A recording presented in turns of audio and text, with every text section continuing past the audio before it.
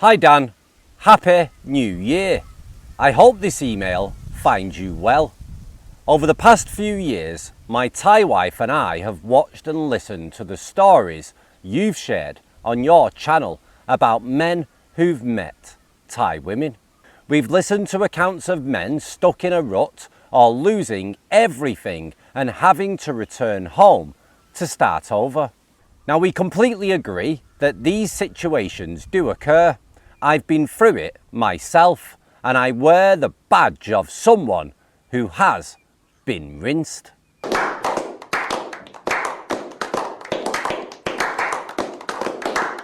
As you often point out, many men who come to Thailand have blinders on, either missing or choosing to ignore the red flags. Now, we recently watched your video, The Reality of Foreign Men Retiring in Thailand to Be with Their Thai Girlfriends, where you mentioned wanting to shift your content to include more positive stories. That inspired us to reach out. Now, despite my bad experiences in the past, I firmly believe that without it, I wouldn't have met the incredible Thai woman who is now my wife. I'd like to share a different perspective, one that highlights the many genuine, kind-hearted women here and reminds us not to paint all Thai women with the same broad brush. In the story, I have also included 10 key pieces of advice I learned during my journey. I hope these insights can offer your viewers practical guidance and perhaps help them navigate their own paths with a clearer perspective. My wife and I worked together to write this story to ensure that it's accurate, knowing some viewers might dismiss it as BS. To those skeptics, we'd be happy to meet with you anytime you are in Bangkok, so you can see for yourself that this is a genuine story, not something fabricated.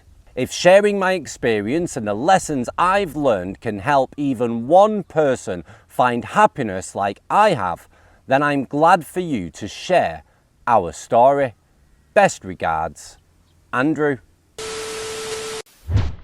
Right guys, welcome back to Thai Talk with Dan. Now this story sounds very intriguing. He sent it on a file via email. I haven't read it yet as I want to hear it for the first time, the same as you. So without further delay, let's get into this guy's intriguing story about his journey and him and his Thai wife.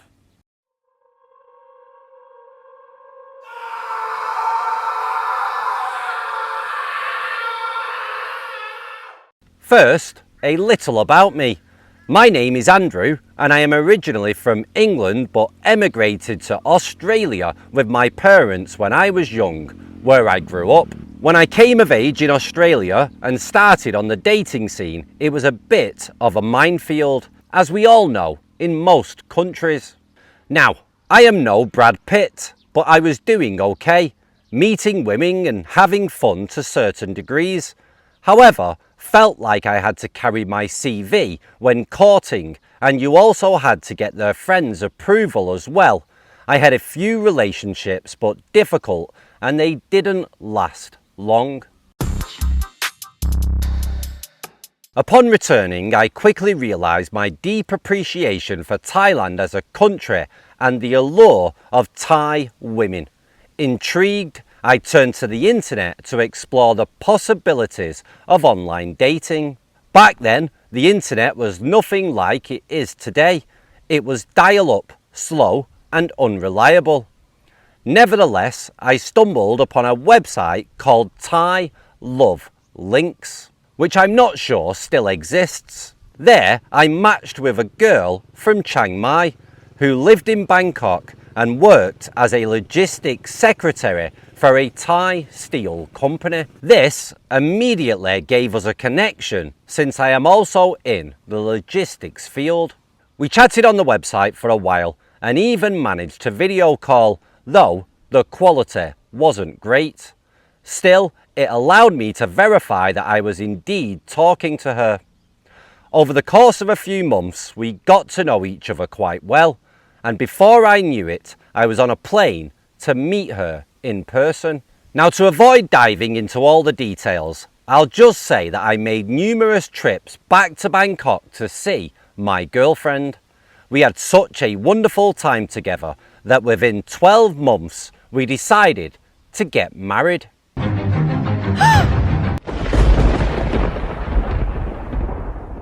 Shortly after, she moved to Australia to start our life together. Now, in 2011, I was offered a new FIFO job that was international, which was fantastic since it allowed us to live almost anywhere within reason. Thailand was an acceptable option, and with her missing her mother, plus there was only her stepsister looking after her, we decided to pack up and move there. I was thrilled with the decision, as I loved being in Thailand and, to be honest, always dreaded returning home after the holidays. Now, let's fast forward to today. I am 53 years old and have worked in many countries, including Thailand.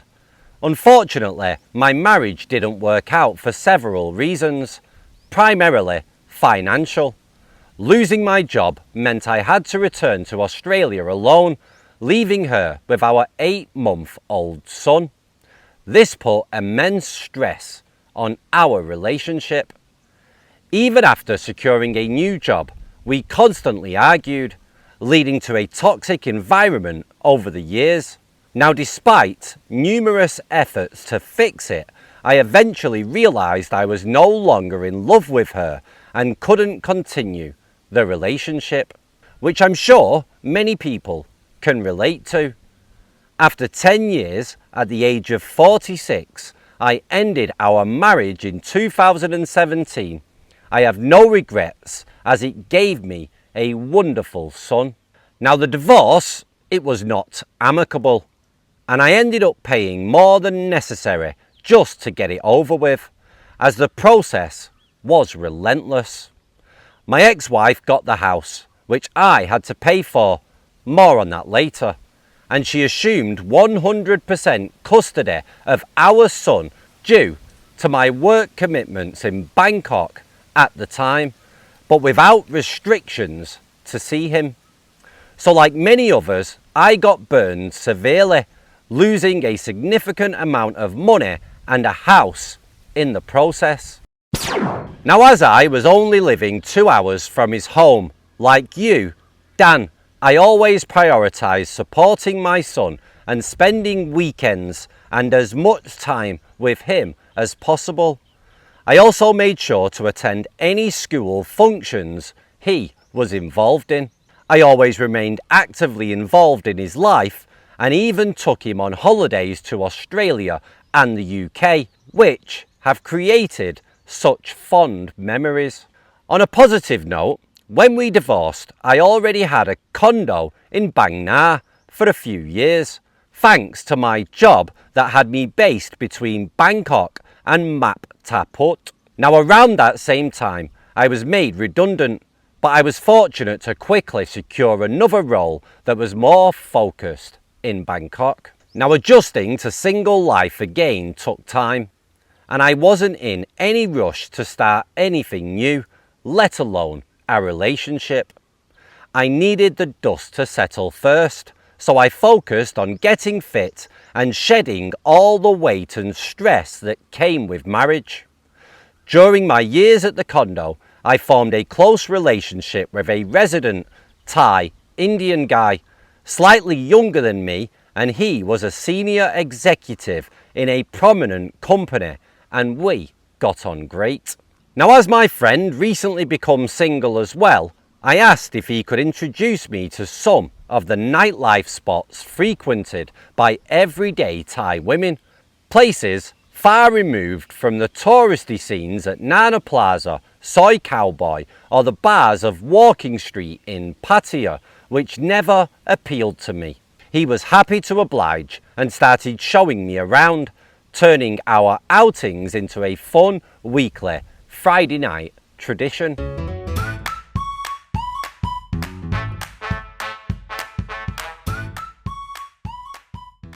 I enjoyed my nights out at these downtown venues, even though the language barrier made it harder for me to meet women.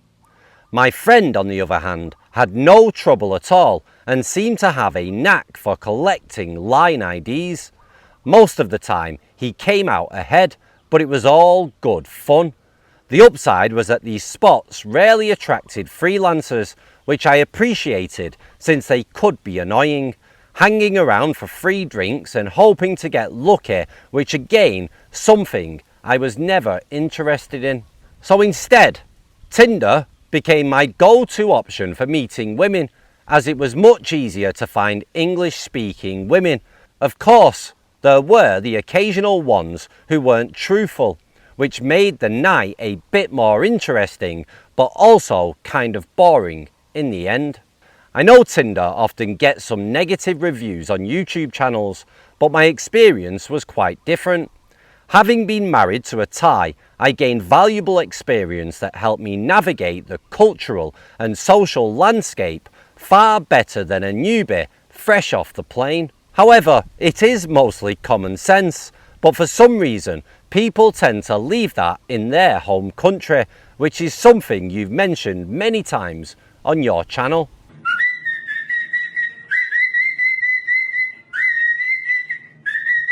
Now, I made a point of not wanting to meet any girls who were associated with the bar scene or anything similar.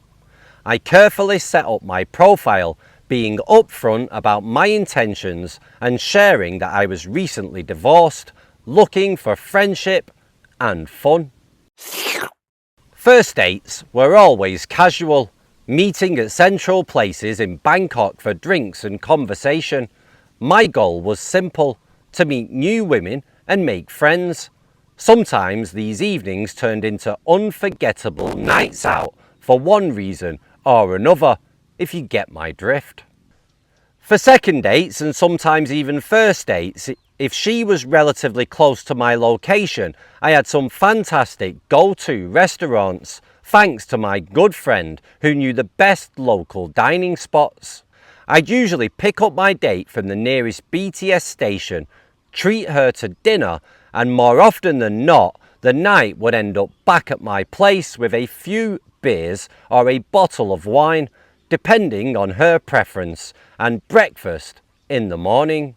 Over these years, I had plenty of fun and met some amazing Thai women and even a Spanish girl, and from all corners of Bangkok and provinces. It was always casual and uncomplicated, just normal dates where dinner and drinks were the only things exchanged. That said, even though they knew I had a son, I made sure to keep my personal life separate from my role as a father. I made it a rule that I would never introduce my son to anyone that I was casually dating. Now, by early 2019, I was 49 years old and started feeling ready for something more, maybe a bit serious. I gave a lot of thought to the kind of woman I wanted to meet and came up with a list of non-negotiable must-haves. 1. She had to be over 35, no young girls, and able to hold a conversation in English. 2. She needs to be employed and financially independent. 3. She had to take care of herself and enjoy staying fit like I do. 4. If she had kids, that was fine, but their biological father needed to be financially supporting them for the big ticket expenses. If she didn't have kids, she had to be comfortable not wanting any, as I already had my son and was perfectly happy with one child. 5. She wants to stay and live in Thailand and not be looking for a new passport, to which I have 2 British and Australian. So, during my dates with some of these girls, I would happily ask some strategic questions on the first date to get the answers. Why, you are probably asking? Simple. No point on going down the road if 3 to 6 months later, when you're emotionally involved and you find out you're not aligned and she wants kids. This could lead you to potentially compromising your must-haves. and lose the most valuable commodity we have, time, which you cannot get back, and have wasted it with the wrong person. Now, some might say for a foreigner meeting a Thai woman who ticks all those boxes would be nearly impossible. But in reality, it's not. Looking back retrospectively now, I realise I had met several amazing women who fit that criteria. The problem was, at the time, I wasn't ready and not in the right mindset to appreciate what they brought to the table at the time. Interestingly, about mid-2019, I ended up hitting it off with a woman, 40-ish, of all places, at my work, as we had always flirted with each other and she met all the criteria I had set for myself. So, our relationship worked well because she was based in the head office while I spent most of my days on site, and I did introduce her to my son, but since she was a work colleague, it was easier to present it as just a friendship, which was okay. Now, unfortunately, COVID hit Thailand mid-2020 and I lost my job. With all the restrictions in place, it didn't feel fair to continue the relationship, especially since I had to relocate to the Abu Dhabi, UAE, for work in early 2021, with no clear idea of when things would return back to normal. Now, once I got my feet in the UAE, reconnected with Tinder, to which I found dating was a different ball game entirely compared to Thailand. When it comes to women scamming men out of money, it's not unique to Thailand. It happens in the UAE too. And it's probably even worse because it's way more expensive.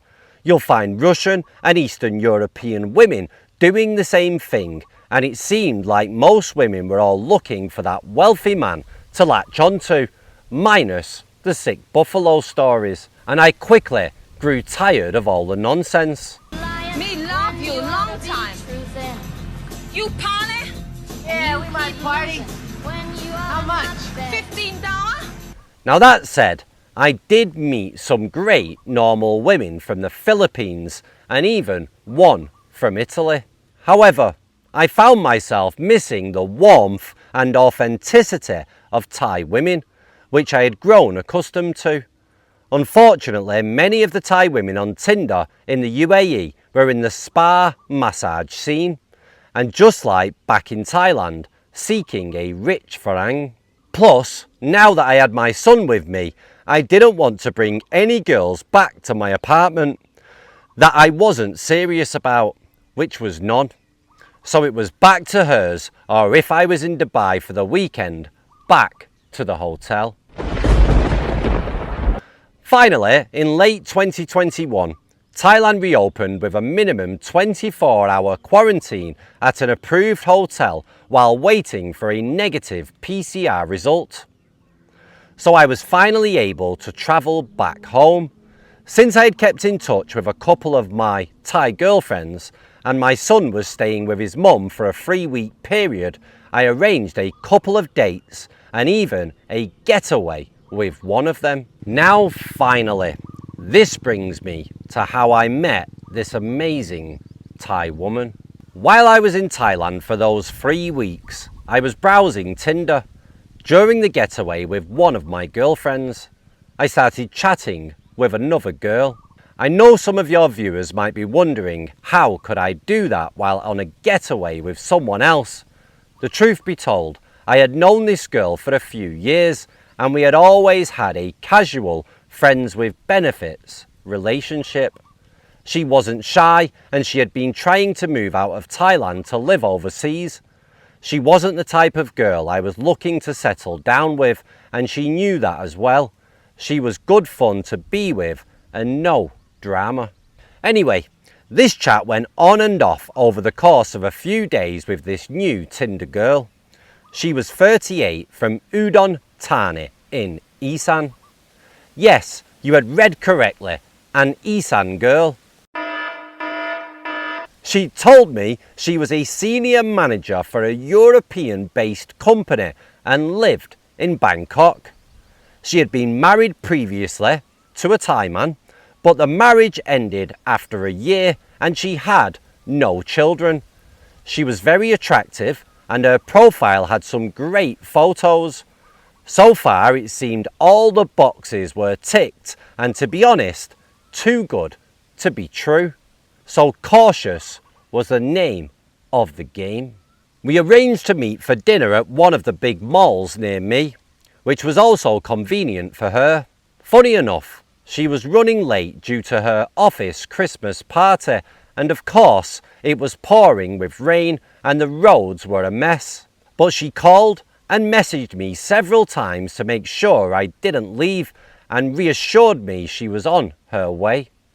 Eventually she arrived and she was everything I hoped for and more. We had a fantastic evening together, and to top it off, she even drove me in her BMW to my car in the same parking lot where she had parked hers, which wasn't far. Over the next few days we continued chatting and saw each other, and it was great.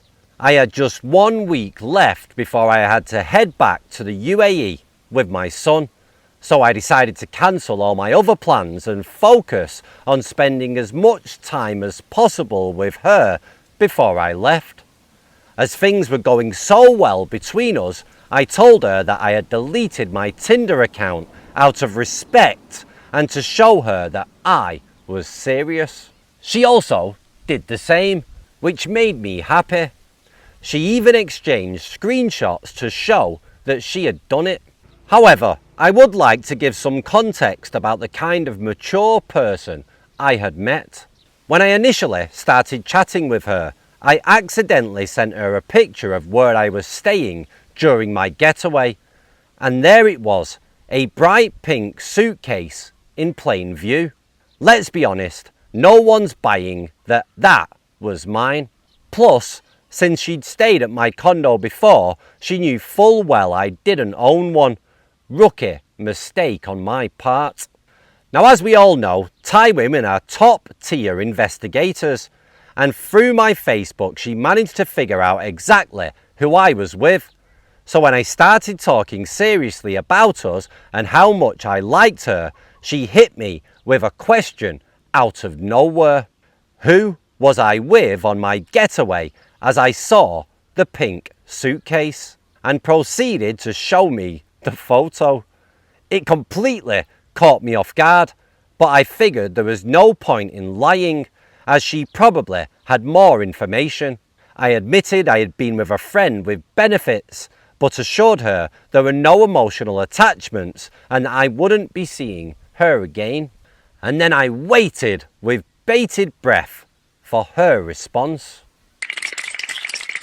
Convinced that after nearly a week of seeing each other, everything was about to crumble, all because of a bright, blooming pink suitcase.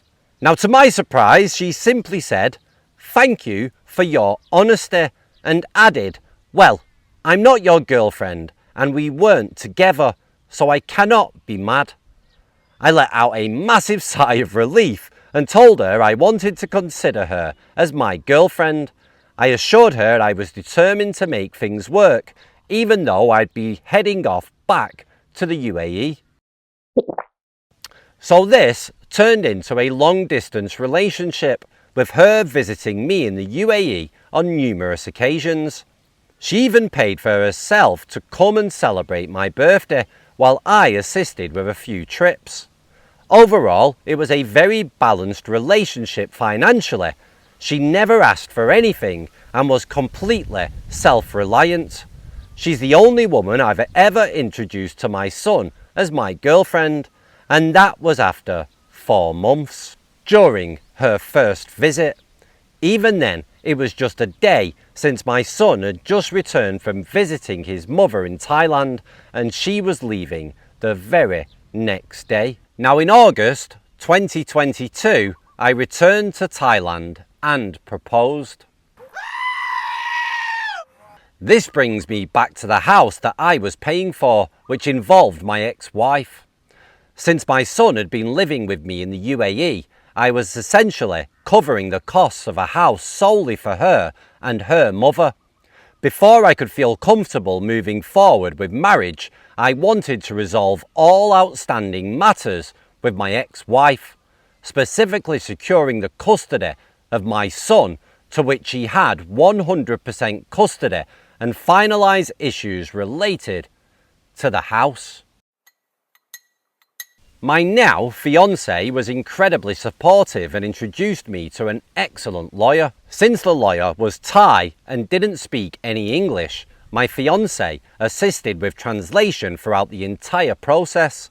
Without going into all the details, the outcome was that custody of my son is now split 50-50, and my ex-wife is responsible for the house's mortgage. While I lost what I had already invested in the house, I was relieved to avoid paying for it over the next 20 plus years that's left. I am incredibly grateful because the lawyer was affordable compared to what these situations typically cost, especially for us foreigners. With the right help, it's possible to navigate and resolve these challenges effectively. Now, we were married in July 2023, and it wasn't a lavish wedding, and we were joined by with no more than the 50 guests from Thailand and Australia. I couldn't be happier. However, the most important thing for me was that the woman I chose had to have a great relationship with my son, something I'm sure you will agree with, Dan. I am so pleased to say that my wife has had a wonderful relationship with my son.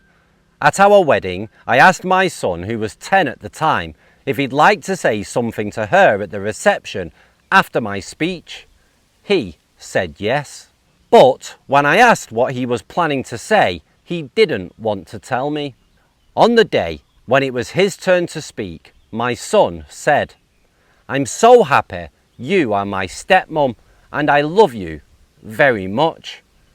As you can imagine, hearing those words was incredibly moving, and my wife was completely speechless. Now, since our marriage, my ex-wife has also remarried, and we now have a good relationship.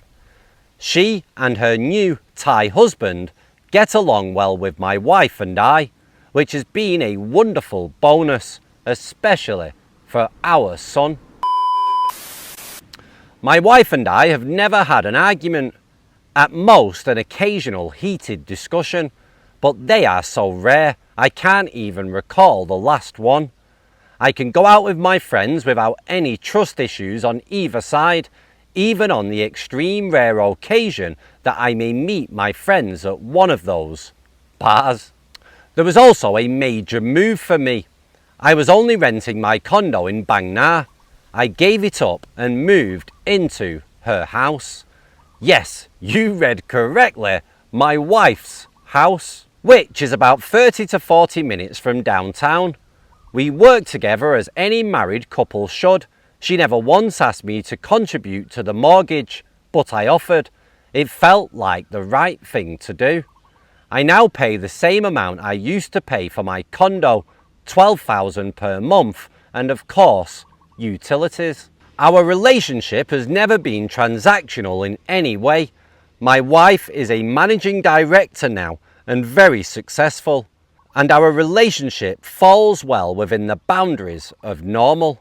We are a team and have a very healthy partnership in every department. I've called Thailand my home for nearly 15 years, and one thing I've learned for sure is this: the amazing woman I've been so lucky to find is not someone you'll meet in places like Nana, Soy Cowboy, or the bars of Pattaya and Phuket. If you choose to pursue a bar-girl relationship and manage it from abroad, you're going to face trust issues and end up supporting buffaloes and far more than you bargained for. It's a recipe for disaster, and a story you may end up sharing with Dan.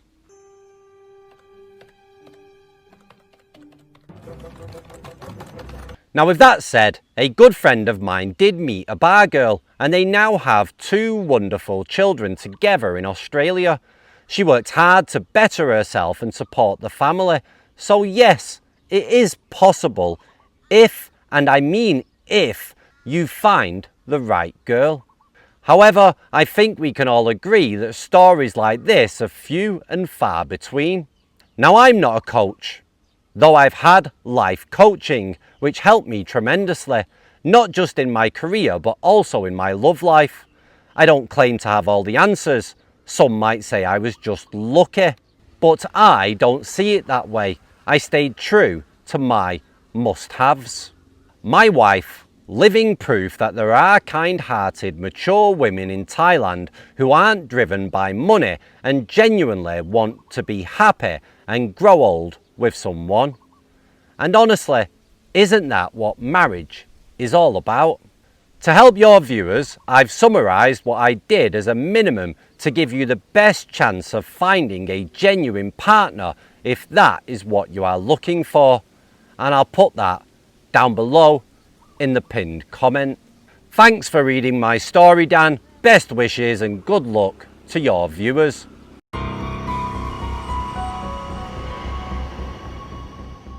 Right, ladies and gentlemen, what do you think about this subscriber's story, his tips, his advice, how he met his Thai wife and how he's living his life currently in Thailand? He sounds like a very, very happy chappy. Now, if you're watching and you've got your own Thailand story, then please email it in and we will share it on the channel. Send your emails to thaitalkwithdan@gmail.com. I'm going to head off home now, guys. It's getting quite hot again in Thailand. We did have a bit of a cold spell, but temperatures are back to normal. So I'll be leaving and heading on my way. And hopefully this video has given some of you guys a bit of hope. All the best, take it easy, and ciao for now. Bye-bye.